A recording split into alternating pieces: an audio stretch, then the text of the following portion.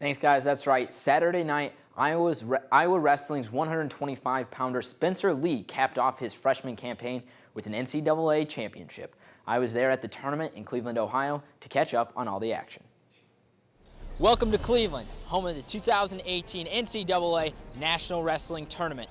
A tournament so tough, it'll eat you up and spit you right back out. And that's exactly what happened to most of the Iowa wrestling team, except for one, who managed to fight his way all the way onto the big stage and the top of the podium. Very poised, did what he does best. It's a personal thing that he expects that out of himself, but not take it for granted. The true freshman Spencer Lee came out of redshirt this year and found himself competing for a national title. Spencer was ready. It's the right thing to do. If it was iffy, whether he was going to bring a major upgrade, we don't do it. But we knew he would be a major upgrade. Blazing his way through the tournament, Lee outscored his opponents 60-4 en route to winning a national championship. Lee isn't unfamiliar with gold. As a high schooler, he won 3 state titles and was undefeated throughout his entire career until he lost in the Pennsylvania State Finals with a torn ACL. You get punched in the face, you get up and you hit him back again. And after losing, the plan was get my knee healthy and then got my redshirt pulled, players win NCAA title, and coaches believed in me, my family and friends and my teammates believed in me, and like I said earlier, that's why I'm here. Moving forward, Lee has the same goal he did when he walked into the Iowa wrestling room for the first time over 9 months ago. We all want to be national champs, and that's the goal. That's what we want to be known as. From Cleveland, Ohio, Bo Bowman, DITV Sports. Lee and the rest of the Hawks finished third as a team behind Penn State and Ohio State, and with only one graduating senior, there's no doubt they'll be back next year to make a run for the gold. Now moving on to baseball, the Iowa baseball team spent their first half of spring break in Las Vegas, where they performed below expectations, but they bounced back this weekend against Evansville with a sweep. Thoughts from the team on how they improved.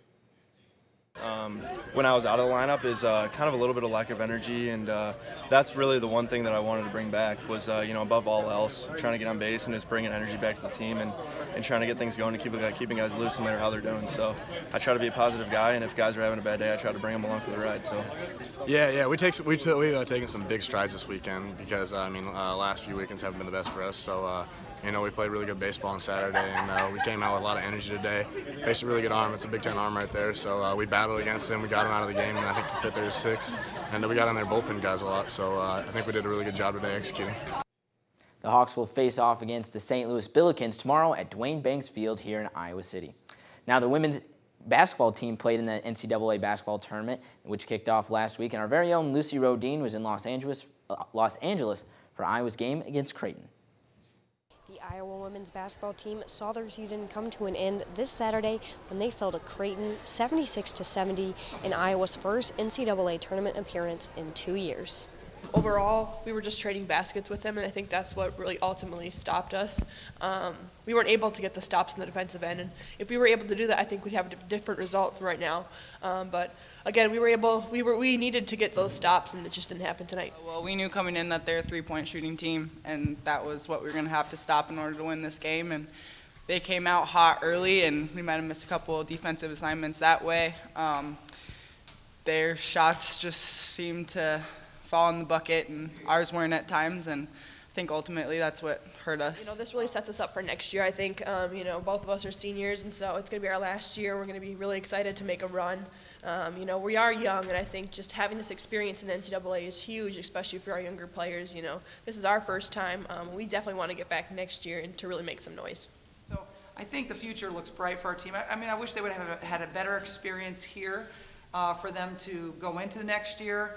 But certainly they know they're good enough to compete at this level, and we'll keep growing. We're going to keep getting better.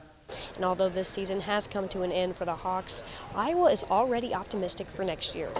Reporting from inside Pauley Pavilion at UCLA in Los Angeles, California, this has been Lucy Rodine for DITV Sports. Iowa will only lose one starter next year, and All-American Megan Gustafson is returning for her senior season, so the Hawks should be poised for another NCAA tournament appearance next year. That's all for me in the sports studio. Tune in tomorrow for a baseball pregame show with Mary Kate Harrion, and on Wednesday, DITV Sports, Alec Giannakopoulos takes on Iowa City's top Super Smash Bros. Players. Guys, back to you at the desk.